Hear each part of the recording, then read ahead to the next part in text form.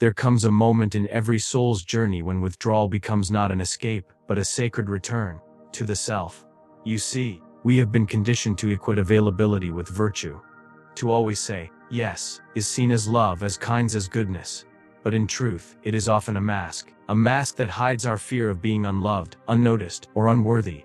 Carl Jung taught us, the privilege of a lifetime is to become who you truly are. And sometimes, that journey demands silence. It demands absence. It demands that we stop being perpetually accessible to the world, so we can become fully available to our soul. Let me offer you 5 keynotes. Pillars of transformation that emerge when you dare to stop being available. When you choose to withdraw, to step back from the constant demands of the outer world, you are not displaying weakness. You are not giving up. You are, in truth, engaging in an act of inner alchemy. Society may tell you that silence is retreat, that distance is defeat. But those who know the language of the soul understand. Withdrawal is transformation in motion. You see, the outer world thrives on distraction. It applauds your availability, your business, your readiness to serve others at the expense of yourself. But Jung reminds us, what we fail to face within will appear outside as fate. So when you finally stop answering every call, when you stop rushing to meet everyone else's needs, something remarkable begins to happen. You begin to notice the quiet voice within. At first, that voice might seem faint, foreign. But over time it grows louder. It speaks through your dreams, your instincts, your long-forgotten desires. You start to feel again, not just the surface emotions but the deep ones. Grief, longing, joy, purpose. The parts of yourself that had been buried beneath social obligation and endless distraction begin to stir. This is not passivity. It is participation in the ancient process of psychic alchemy. The lead of your unconscious, the unprocessed pain, the ignored needs, the unspoken truths, starts to turn into gold. Not through effort but through awareness. By being still, by pulling away, you allow your soul to reconfigure itself. You allow your fragmented parts to return home. Withdrawal is not a void, it is a crucible. And within it, all that is false begins to burn away. The masks you wore to please others melt off. The roles you played for acceptance dissolve. And in their absence, something far more precious emerges: authenticity. You begin to remember who you were before the world told you who to be. This is not easy. It takes courage to be with yourself, to truly face the silence, the shadow, the unknown. But it is in this sacred space of solitude where the true self is reborn. The ego may resist. It may panic, scream, cling. But the soul knows. The soul knows that this withdrawal is not death. It is resurrection. You are not disappearing. You are distilling. You are not breaking down. You are breaking open. And when the time comes to re-emerge, because it always does, you will return not as a servant of the world, but as a sovereign of your own life. Not scattered, but whole. Not reactive, but rooted.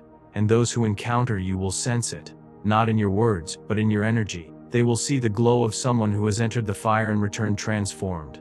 So no, withdrawing is not weakness. It is the boldest act of self-love. It is the beginning of becoming who you were always meant to be. When you are always present, always accessible, always saying, yes, people begin to take your presence for granted. They assume you will always be there. On the other end of the phone, in the middle of the drama, available to soothe, support, explain, or fix. But the more consistently you show up without boundaries, the more invisible you become.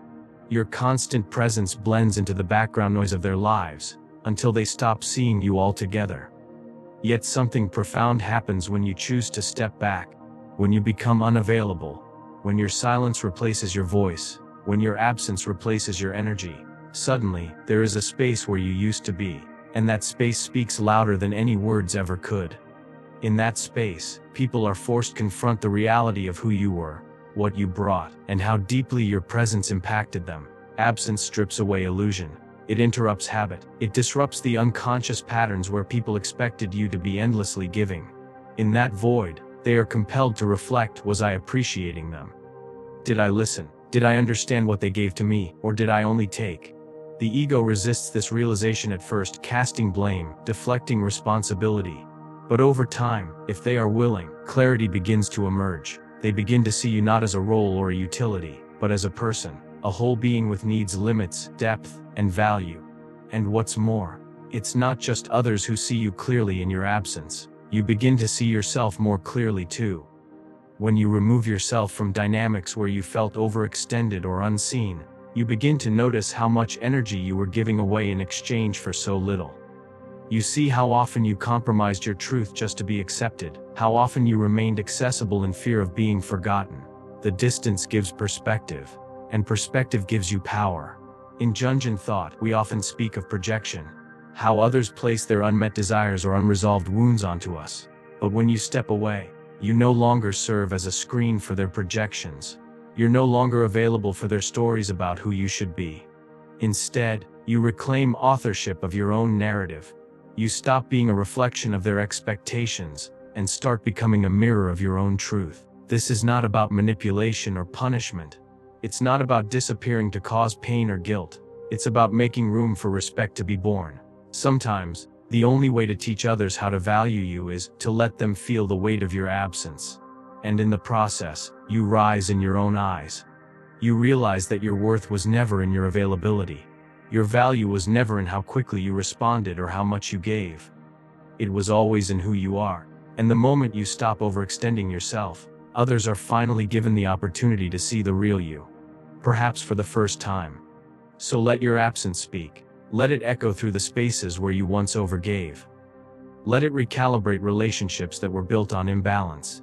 Because when you stop showing up for people who only notice you when they need something, you create the possibility for deeper, truer, more conscious connections. And in that act, you don't just become visible again, you become undeniable. Boundaries are not barriers. They are not walls built from bitterness or fear. Rather, they are the sacred architecture of the soul, the invisible framework that defines who are, what you stand for, and where your energy begins and ends. Without boundaries, the self becomes porous, undefined, vulnerable to the demands and desires of others. But with boundaries, the self becomes structured, integrated, and sovereign. To live without boundaries is to live in a state of psychic erosion. You may still appear functional on the outside, helpful, generous, agreeable. But internally, a slow disintegration takes place. You begin to lose your clarity, your vitality, your joy. You find yourself saying, yes, when your heart is screaming, no. You give your time to those who do not honor it. You offer your compassion to those who manipulate it. And over time, you begin to resent the very people you once tried so hard to please. Carl Jung understood this deeply. He taught that the soul suffers not from chaos, but from betrayal, especially the betrayal of one's own inner truth. And this is exactly what happens when you live without boundaries. You betray the self to serve the world. You wear masks to keep the peace. You merge with others so completely that you forget where they end and you begin. You think you are being loving, but in truth, you are abandoning yourself. Boundaries are how we end this betrayal. They are the way we return to integrity. When you set a boundary, you are not pushing someone away. You are protecting the sacredness of your inner life. You are saying, this is who I am. This is what I need. This is what I cannot allow. And in doing so, you are not being selfish. You are being responsible. Responsible for your energy, your time, your emotional well-being. You are choosing to live in alignment with your soul, not in reaction to someone else's expectations. This is difficult work. It requires discomfort. It demands that you face the part of you that fears rejection, that longs to be liked, that wants to be everything to everyone. But to honor yourself, you must be willing to disappoint others. You must be willing to tolerate their confusion, their disapproval, even their anger. Because in the end, the cost of self-abandonment is far greater than the discomfort of setting a boundary.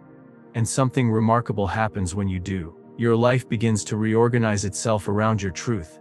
You stop attracting relationships built on dependency and start cultivating those grounded in mutual respect. You no longer feel drained or resentful because you are no longer leaking energy. You become clear, centered, rooted in your own worth. Boundaries, then, are not about control. They are about clarity. They are not about keeping others out, but about keeping your soul intact. They do not sever connection. They make real connection possible.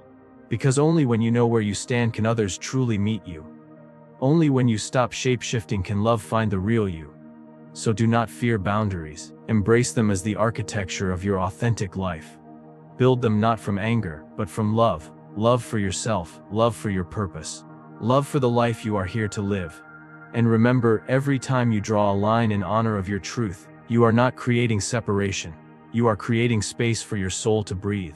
Solitude is often misunderstood. In a world addicted to noise, speed, and constant connection, being alone is seen as a weakness, a problem to be fixed, or a space to be filled. But solitude in its truest form is not emptiness. It is presence. It is the sacred terrain where the outer world fades and the inner world begins to speak. And when you enter into this space, not out of bitterness, but out of reverence, you awaken the ancient voices within you. The archetypes stir. Carl Jung understood that our psyche is not a blank slate. It is a vast and timeless landscape, inhabited by universal patterns, archetypes, that live beneath the surface of our conscious awareness. These archetypes are the primordial images encoded in the human experience: the hero, the sage, the mother, the shadow, the trickster, the lover, the warrior, and many more. They are not roles we play, but forces we embody, energies that awaken when the conditions are right. And solitude is one of those conditions. When you withdraw from the world, when you silence the noise of other people's voices, you begin to hear the whispers of your own soul. You begin to dream differently. You feel longings you had forgotten. Memories, both personal and ancestral, begin to rise. You are no longer living solely from the surface of your identity. You are being pulled into the depths, into the unconscious where the archetypes live. You may suddenly feel the call of the hero, to rise above passivity, to face something you've long avoided, to journey into the unknown despite fear. Or perhaps the sage appears, offering wisdom, inviting you to reflect, to question, to seek truth over comfort. Sometimes it is the shadow that steps forward, demanding you confront the parts of yourself you've disowned: anger, envy, shame, the rejected desires you've buried to maintain the illusion of goodness. In solitude, these archetypes do not come to torment you. They come to initiate you. They are not figments of your imagination. They are living energies within the soul, waiting to be integrated. When you are constantly surrounded by others, by opinions, by expectations, these deeper voices are drowned out. But in solitude, they find their way back to you, not through words, but through dreams, symbols, images, and sudden insights. You begin to see your life not as a series of random events, but as a myth in motion, a story with themes, patterns, cycles, and meaning. And something else happens: you start to reclaim your power. You stop being defined by social roles, by what others need you to be. Instead, you connect to your inner multiplicity, to the dynamic, multifaceted being that you truly are. You realize you are not just a worker, a friend, a parent, a partner. You are also a visionary, a healer, a destroyer of illusions, a creator of new realities. Solitude gives you the space to meet these inner figures, not just intellectually, but viscerally. This is not an escape from life. It is a deeper participation in it. Solitude makes you dangerous in the best way, because once you have encountered your own depths, once you have stood face to face with your shadow, danced with your anima or animus, received counsel from your inner sage, no one can manipulate you with surface-level lies. No one can sell you a small life.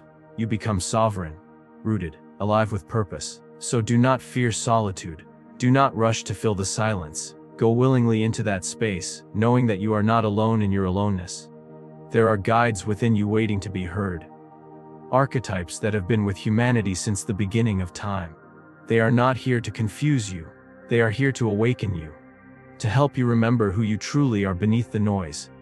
Because when you learn to sit in solitude, you don't just find peace, you find power, you find mythic purpose, and most importantly, you find yourself. There is a profound turning point in every human life, a moment not marked by fanfare or applause, but by a quiet, firm declaration from deep within. No. It may seem simple, even small, but in truth that one word contains immense spiritual power, because when you say no, not from anger, but from clarity, you are doing something few people dare to do. You are choosing your own transformation over your comfort, your growth over your pleasing, your soul over your survival patterns. We live in a world that praises the agreeable, the accommodating, the ever-available. From childhood, we are taught that to be loved is to comply, to say yes, to go along, to avoid conflict, to be good. And so we internalize the idea that no is rejection, no is danger, no is failure. But Carl Jung reminds us that the journey to wholeness is not about pleasing the collective. It is about becoming who you truly are. And that becoming often begins the moment you say no. When you say no, you interrupt a pattern. You cut the cord of unconscious behavior. You stop performing the role others have written for you and begin to write your own script, That no may be directed outward, toward a relationship that drains you, a job that suffocates you, a lifestyle that numbs you, or it may be directed inward, toward a belief that belittles you, a fear that paralyzes you, a voice that tells you to stay small. Regardless of where it is aimed, every no is also a yes to something higher, a yes to your truth, your sanity, your sacred limits, a yes to honoring your own rhythm rather than running at the pace of others' expectations. The transformation begins not because saying no is an act of rebellion, but because it is an act of remembrance. In that moment you remember you have a choice. You are not a puppet. You are not here to endlessly serve other people's projections. You are a conscious being with agency, and by reclaiming that agency, you begin to reshape your entire psychic structure. Your energy shifts, your relationships shift, the way you walk into a room changes. You are no longer trying to be palatable. You are trying to be whole. This may confuse or upset those who have grown accustomed to your compliance. People may resist your no. They may try to guilt you, shame you, lure you back into old roles. But that too is part of the transformation. Because as Jung taught, every expansion of consciousness requires a confrontation with resistance, both from within and without. And this is why saying no is not always easy. It demands strength, presence, and often a willingness to be misunderstood. But it is precisely through that discomfort that you are initiated into deeper self-respect. Each time you say no to what is false, you make more room for what is real. Each time you deny what drains you, you create space for what nourishes you. You begin to magnetize what resonates with your truth, rather than what fits your persona. Eventually, you begin to realize that transformation is not some distant, dramatic event. It is the cumulative power of 1,000 tiny no's to the life you've outgrown. It is the sacred refusal to betray yourself one more time. It is the decision, again and again, to honor your inner voice above all others. And that is the essence of individuation. Not becoming someone new, but becoming fully yourself. No longer molded by fear, by need, by external validation, but guided from within, rooted in truth, aligned with purpose. So do not underestimate the power of no. It is not merely a rejection, it is a doorway, a mirror, a fire. The moment you say no to what you are not, you begin to say yes to who you are meant to become. And that is when everything changes. So I urge you, not to disappear in bitterness, but to withdraw in wisdom. Not to isolate in fear, but to individuate in love. Let your absence be your presence. Let your boundaries be your rebirth. Because when you stop being available, everything changes. Not just the world's perception of you, but your perception of yourself. And that, dear soul, is the beginning of true transformation.